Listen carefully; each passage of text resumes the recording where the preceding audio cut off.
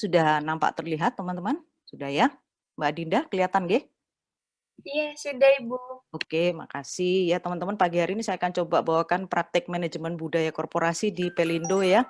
Jadi kalau teman-teman tahu, saya nggak perlu terlalu banyak bercerita soal teori, inilah yang bisa saya rangkum dari budaya korporasi.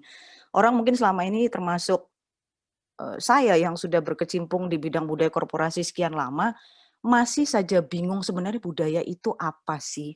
Kenapa sih orang komunikasi itu kok ribet ngurusin budaya korporasi ya? Pertanyaannya banyak sebenarnya tentang budaya.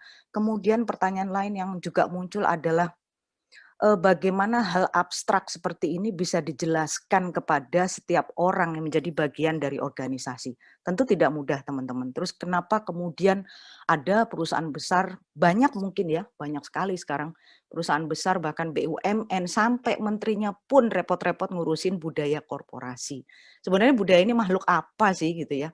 Ini adalah beberapa teori yang bisa saya rangkum dengan mudah, pengertian yang menurut saya ini mudah ya, jadi mudah dimengerti. Jadi budaya itu kayak kita semacam memegang suatu keyakinan tapi sama-sama dengan kelompok lain di sekitar kita ya. Jadi kalau saya, kemudian Bu Rati, Mbak Dinda mungkin meyakini suatu hal tertentu yang kita sepakati bersama, kemudian kita jalankan, itulah budaya. Jadi budaya bisa disebut sebagai keyakinan bersama ya, setidaknya itu menurut Reynolds, pola keyakinan dan harapan bersama dalam organisasi. Kemudian budaya itu juga bisa dimengerti sebagai prinsip dasar.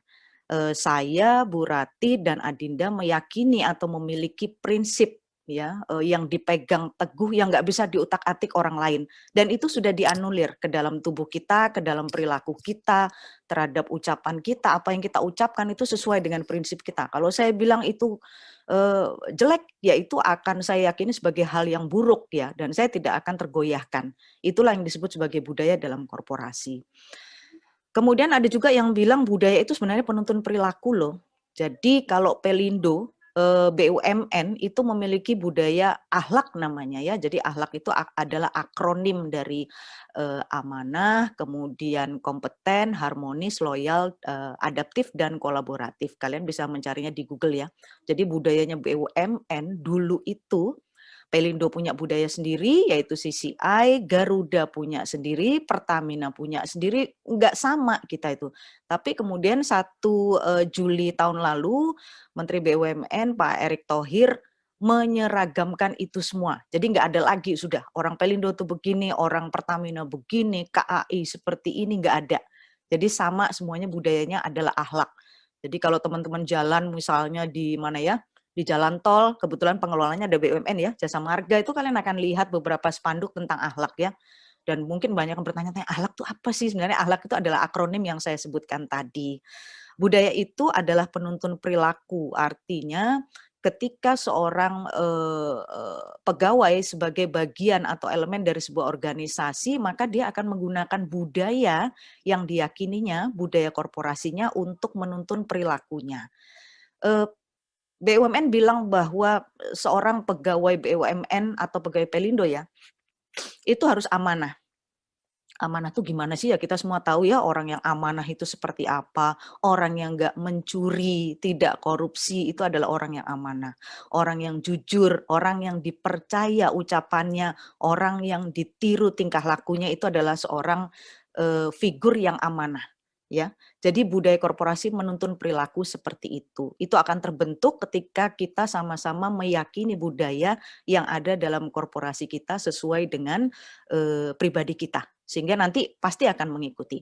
Kalau teman-teman misalnya datang, enggak usah datang deh, dari jauh aja melihat ada apa namanya, toko kelontong kecil gitu ya, minimarket, warnanya biru sama merah dari jauh. Apa yang ada di benak teman-teman? Yuk kita interaksi sedikit. Apa sih kalau dari jauh saya melihat ada minimarket warnanya biru sama merah. Kira-kira apa yang ada di benaknya teman-teman? Ada yang ingin sharing ke saya? Karena saya nggak ngajar loh, ini diskusi loh ya. Apa tuh, kalau kita dari jauh gitu ya, terus kita lihat nih ada warna biru sama merah nih minimarket. Apa yang kebayang di kepala kita kira-kira teman-teman? Ayo dong teman-teman Indomaret. komunikasi. Indomaret. Indomaret, Indomaret ya. Terus pas datang teman-teman buka pintu tuh orang Indomaret bilangnya apa sih? Ayo, apa you bilangnya? Selamat datang di Indomaret. Keta Ketahuan sering belanja ya Mbak Dinda ya? Sering belanja di Indomaret. Saya nggak jualan Indomaret ya di sini ya, kebetulan saya juga nggak punya franchise-nya. Jadi sebegitu concern-nya ya, sekelas Indomaret pun ya, minimarket kecil, apa sih Indomaret itu? Dulu loh kita kenalnya toko kelontong, tapi dengan sapaan-sapaan seperti itu, yang sampai kemudian Anda semua juga apal ya. Sampai kita tuh kadang-kadang bikin guyonan kan, kalau baru buka pintu di kantor kadang selamat datang di Indomaret gitu ya. Teman-teman kadang ledek-ledekan seperti itu. Itu berarti mereka telah berhasil menanamkan budaya korporasinya sebenarnya kepada kita tanpa kita sadari loh ya. Oh, orang Indomaret itu adalah orang yang ramah ya, yang selalu menyambut setiap customernya dengan ramah. Kemudian ada lagi Bu yang bisa dibantu, Ibu donasi ya kembaliannya. Itu termasuk budayanya saya juga nggak tahu, tapi at least mereka berhasil ya, it works gitu loh. Mereka berhasil membuat kita tanpa sadar sebenarnya memahami budaya mereka. Mungkin dari kita masih bingung masa seperti itu disebut budaya. Iya, itu disebut budaya karena budaya adalah hal-hal abstrak yang sebenarnya secara konkret maupun abstrak itu bisa kita pahami. Abstraknya memang dia mungkin nilai-nilai keramahan itu dia pegang ya. Tapi konkretnya adalah beberapa artefak, misalnya warna biru dan merah, kemudian sapaannya itu adalah artefak-artefak budaya. Itu adalah cara-cara mereka untuk memperkenalkan kepada customer-nya, ini loh budaya kami, yaitu budaya keramahan. Ya. Kemudian ada lagi satu, saya rasa teman-teman sudah paham ya itu ya budaya ya. Kemudian ada lagi satu lagi yang bilang bahwa budaya itu sebenarnya pemersatu, oh bukan pemersatu bangsa ya, Tante Erni. Bukan pembentuk dan pemersatu. Jadi dengan adanya budaya akhlak di BUMN itu sebenarnya Menteri BUMN itu berharap kita semua tuh satu kok. Nggak ada lagi itu budayanya Pelindo, KAI, Pertamina, Jasa Marga, mungkin BUMN yang lain ya, BUMN pangan gitu, tapi lebih pada oh oke ini adalah satu BUMN yaitu budayanya akhlak. Jadi pola dasar yang diterima organisasi untuk bertindak dan memecahkan masalah, membentuk pegawai atau karyawan mampu beradaptasi dan mempersatukan anggota organisasi. Ini kebetulan teori ini yang saya gunakan ketika tesis dulu, mungkin Bu Rati masih ingat. Oke, next. Nah, ini kalau kita bicara tadi saya bilang bahwa kenapa sih banyak sekarang perusahaan besar yang repot-repot ngurusin budaya. Bahkan di tempat saya, di tempat kami, budaya korporasi itu sampai dibentuk dalam satu unit tersendiri loh. Mungkin banyak orang yang mikir, ngapain ya kita tuh kayak kurang kerjaan, budaya aja sampai disusun dalam satu struktur tersendiri. Dan itu ada ini loh, apa namanya, ada strukturnya, ada bosnya, ada stafnya, ada pegawai-pegawai yang memegang peranan-peranan dalam budaya itu. Jadi bukan asal kemudian dibentuk ya, tapi artinya korporasi itu menganggap bahwa budaya ini penting sekali kita pikirkan ya. Karena budaya ini akan menuntun semua bentuk perubahan. Perubahan besar yang terjadi dalam Pelindo, 1 Oktober kemarin sudah merger, kemudian juga ada holdingnya, itu akan cepat diadaptasi oleh pegawai dan masyarakat ya, bagaimana masyarakat memahami perubahan ini dengan budaya yang kita yakini. Jadi peran budaya dalam korporasi itu tentu saja pembentuk identitas korporasi. Tadi teman-teman tahu ya kalau dari jauh warnanya biru sama merah itu berarti Indomaret. Kemudian kalau merah ada apa namanya itu?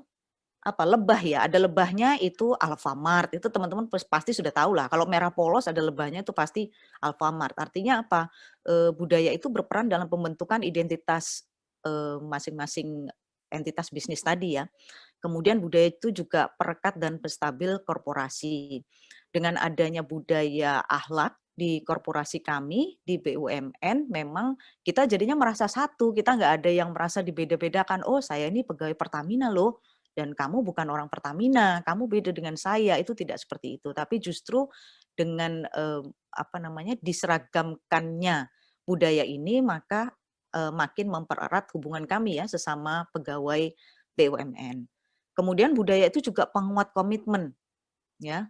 Setiap korporasi kan punya visi misi itu, apa sih kita mau ngapain sih dalam 5 tahun ke depan, dalam 10 tahun ke depan, atau mungkin dalam jangka panjang yang lebih panjang lagi ya, itu kita sebenarnya mau ngapain sih? Nah, dengan budaya ini kita akan memperkuat komitmen kita. Oh, kita nih orang yang amanah kok gitu. Nah, dengan megang teguh amanah itu saya berkomitmen untuk selalu jujur. Saya tidak menerima nyun sewu misalnya pungli ya, nggak ada itu pungli-punglian di Pelindo, semua berjalan sesuai prosedur karena kami juga sudah tersistem semuanya ya, ibaratnya kasarnya mau nyolong dari mana, nggak ada celahnya gitu loh, karena semua sudah tersistem, bahkan nyaris semuanya kami jalankan bisnis itu seperti e-money lah contohnya, kita tidak ada pembayaran tunai dan lain, kita nyaris semuanya cashless. Ya, kemudian budaya juga berperan dalam mendorong efektivitas eksekusi strategi. Tadi yang saya bilang visi misi. Pelindo punya visi tahun 2025 misalnya menjadi leading di pelabuhan dunia, misalnya seperti itu. Nah, dengan adanya budaya yang kuat ini, kita akan mempercepat eksekusi strategi. Selama teman-teman di Pelindo akan menjalankan, kami semua akan menjalankan kepercayaan dengan amanah, kemudian kita selalu meningkatkan kompeten ya, mau belajar terus-menerus, kemudian selalu loyal, L-nya itu kan loyal, selalu loyal dengan atasan selama perintah atasan itu tentu saja tidak bertentangan dengan norma dan hukum yang berlaku ya. Kemudian kita selalu menjaga hubungan yang harmonis dengan teman-teman, dengan stakeholder, kami juga selalu berkolaborasi, bersinergi dalam melaksanakan setiap tugas dan pekerjaan, tidak membedakan kamu dari unit. Misalnya kamu tuh orang pemasaran, kamu nggak bakal bisa bantu saya di budaya, itu nggak ada silo-silo seperti itu.